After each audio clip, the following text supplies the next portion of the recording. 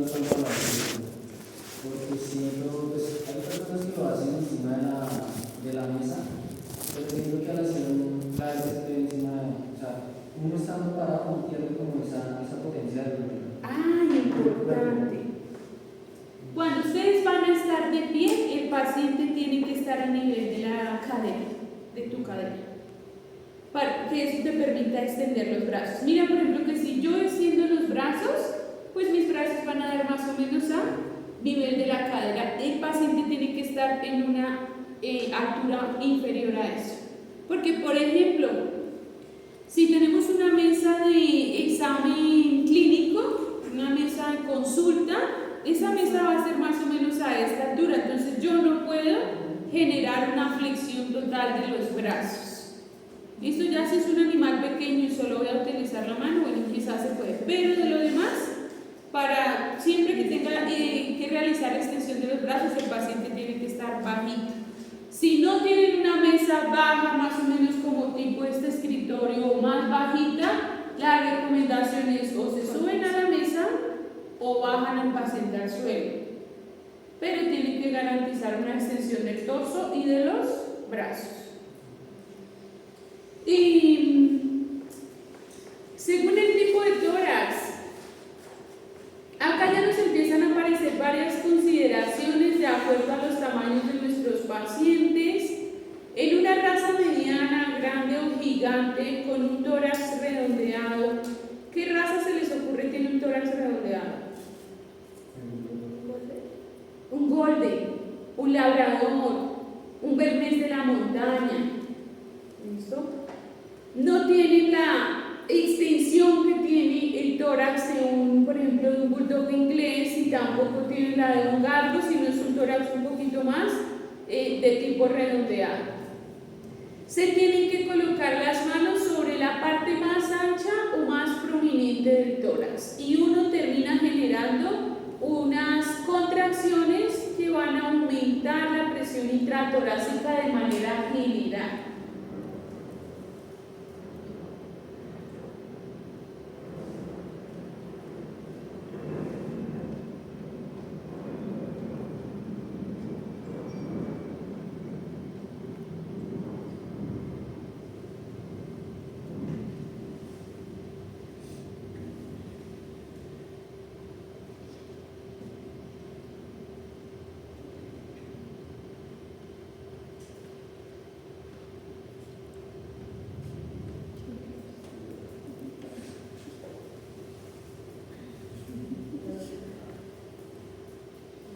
En animales con un tórax en quilla o un tórax más profundo o estrechos, o aquellos animales que tienden a ser más delgados,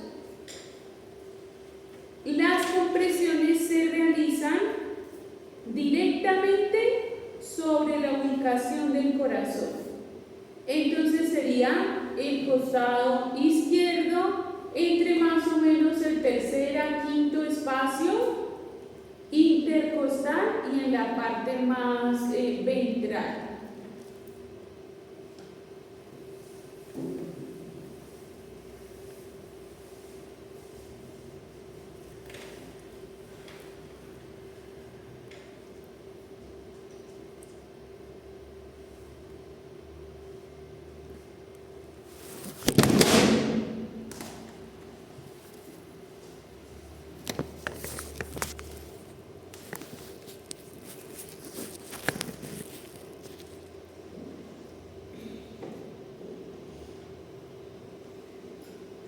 Estos animales, por ejemplo, ¿qué les digo yo?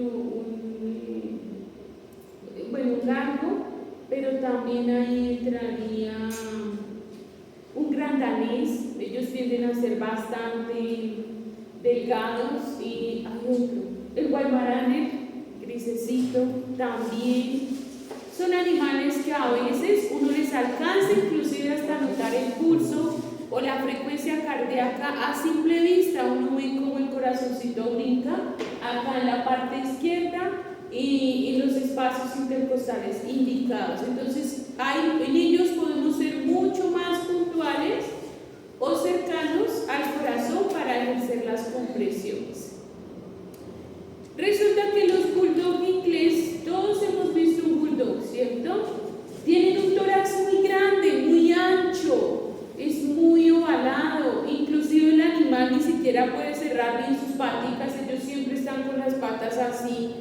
por la capacidad torácica que tienen. Entonces el corazón se encuentra muy central a esa cavidad torácica. Lo mejor es realizar las compresiones con el animal en decúbito dorsal y directamente sobre la extensión, sobre el corazón. En ese punto vamos a encontrar un acceso o un punto más cercano al corazón que si lo hiciéramos de lado. Ellos tienen una complicación y es la vía aérea. Insuflar un animal de estos sí es muy complicado. Entonces podemos realizar compresiones, intentar insuflaciones, pero en ellos lo más prudente es acercarse a la veterinaria de forma rápida porque ellos se ahogan, su vía respiratoria los complica mucho. Pero pues estamos en la veterinaria, ¿se le pone tubo endotraqueal? Sí, exactamente. Es lo mejor en esos animales. Cuando tienen tubo, son las mejores respiraciones de su vida. Ya cuando uno se los quita, y ronquen. Con tubo respiran perfecto. ¿Listo? Gatos y perros pequeños con la mano, como ustedes lo habían mencionado, tienen que tener sus deditos totalmente unidos y con sus 4 dedos y el pulgar, ustedes se imaginan que en el centro tienen el corazón. Y lo que hacen es precisamente comprimirlo para que expulse o bombee la sangre. En animales muy pequeños, tipo un hámster, solo utilizamos 2 deditos. ¿Se han visto? Que se usan solo los 2 dedos y se trata de ejercer o hacer este ejercicio, pero solo con 2 deditos en esa zona.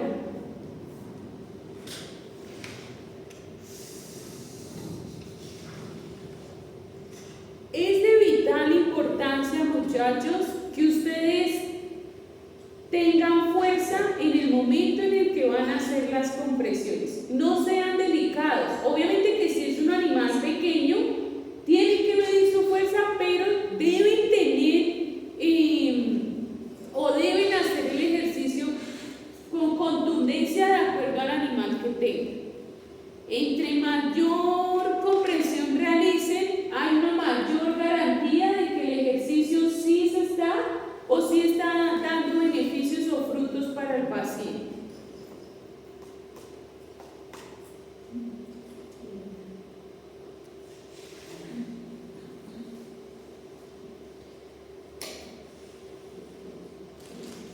Yo tengo una pregunta, y es si digamos cuando cogen y flotan a los cachorros, hay como decir que están haciendo, o sea, yo entiendo que es para cuando salen muertos que les hacen así para reanimarlos, pero ahí como estaría haciendo también sobre el corazón. No. ¿Y los cachorros? Es que nacen dormidos. Ellos, no todos, pero sí la mayoría nacen como con un compromiso de conciencia. Y cuando son cachorros que se extraen por cesárea, es inevitable que ellos alcancen a consumir algo de anestesia. Entonces, y también dependiendo del protocolo que se hizo.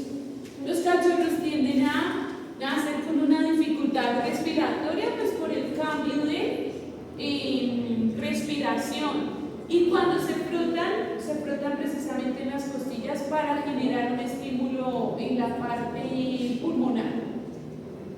Uno lo que busca es estimular la respiración, hay que extraerles todo el moquito que tienen en su vía respiratoria. Existen también medicamentos que se les ponen debajo de la lengua para estimularlos, pero eso es estimulación física para buscar la respiración, como a los bebés, que a veces les dan su palmada en las nalgas para que lloren, para que se activen. ¿Listo? Algoritmo del RCCP. Yo les mencionaba acá, el RCCP se hace por ciclos. Y un ciclo tiene que durar 2 minutos. El ciclo hace referencia a la continuidad del ejercicio. Compresiones torácicas de 100 a 120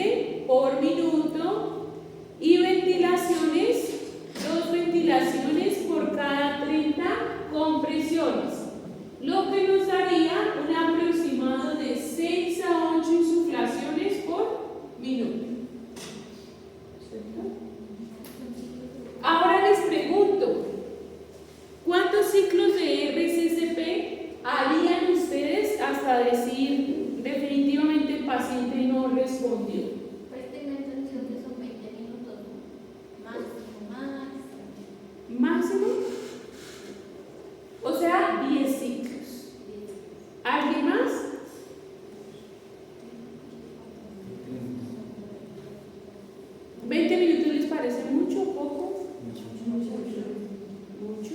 Es que uno se cansa muy rápido. ¿No qué? Uno se cansa muy rápido.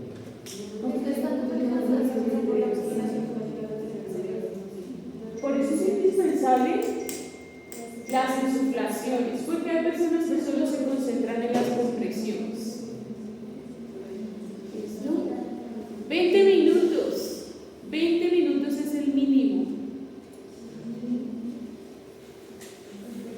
Pero profe, ya después Sí, con claro. neurológicos. Les cambio la pregunta. ¿Por cuánto tiempo harían el RCP ustedes a sus mascotas?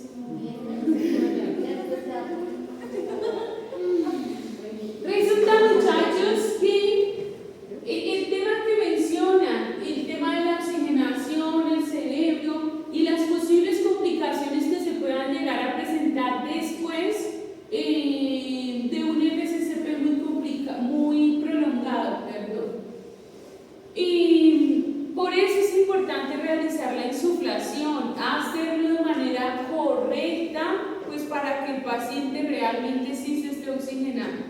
Sí, es verdad, a mayor cantidad o a mayor extensión del RCCP pueden existir compromisos cerebrales si la técnica no se hace de forma correcta. Y también, entre más tiempo nos demoremos haciendo el RCCP y que el paciente no responda es porque tiene menos probabilidades de responder. ¿Y cuál es el máximo entonces, profe? Uy, no. En humanos, por ejemplo, duran hasta 1 hora, 2 horas haciendo el RCP. Y es que en humanos tienen una máquina, ¿se la han visto? Se la ponen a la persona y va haciéndole el RCP ahí automático. Pero sí se podría llegar a durar bastante. El problema es pues que las probabilidades disminuyen.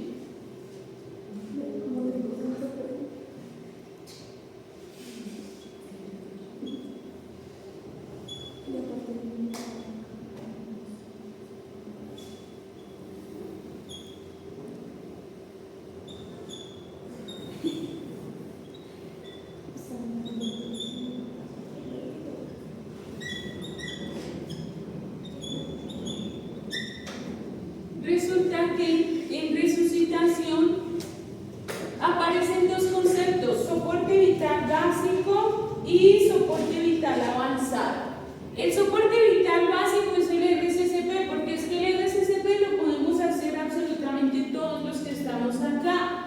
No necesitamos de ningún otro elemento o herramienta, solo de conocer y saber ejecutar la técnica, y lo podemos hacer con nuestro cuerpo. El soporte vital avanzado incluye herramientas precisamente para estimular la frecuencia cardíaca y la frecuencia respiratoria. La principal herramienta son los fármacos, pero también existen máquinas, el desfibrilador, algo tan sencillo como una fuente de oxígeno, una sonda endotraqueal. Eso ya nos brinda mucha más garantía o de pronto posibilidades de que el paciente se recupere. En fármacos ya los vimos, ¿cierto? Sí. Para el faro, adrenalina, atropina. Entonces acá está adrenalina, atropina y el doxapram. Doxapram es para la respiración. Ese es el que se le pone a los cachorros debajo de la lengua.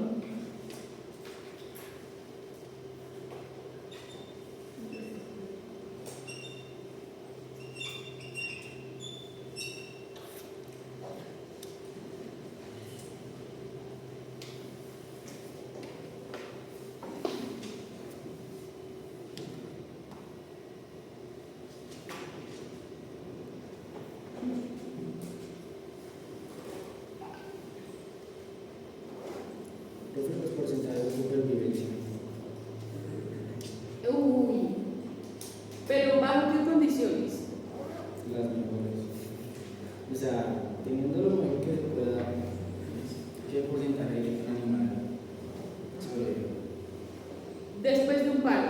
Sí. Es que la causa del paro es bastante importante. Digamos que porcentajes así fijos establecidos ahorita no los tengo, pero la causa del paro influye mucho. Y bueno, digamos que algo que sí he notado bastante es que si el paciente recae en un paro cardíaco, los porcentajes empiezan a disminuir. Entonces, por ejemplo, un animal puede entrar en ¿qué casos de paro he visto con mayor regularidad? En anestesia, en cirugía, pacientes que caen en paro por diversas, digamos que, circunstancias. Se realiza RCCP, se administra adrenalina, doxapram, y muchos pacientes solo requieren de una dosificación para estabilizarse. Pero, por ejemplo, pacientes con morbilidades previas o con enfermedades crónicas, tipo un paciente renal, hepático, bastante descuidado, un animal con un alto grado de deshidratación, tiende a entrar en un primer paro y entra en una cascada de paros cardíacos. Entre más repeticiones tenga, menos posibilidades tiene el paciente. Es que nomás con el segundo, bueno, en porcentajes no sabría decirte exactamente cuáles son, pero con el segundo paro se disminuye bastante la probabilidad.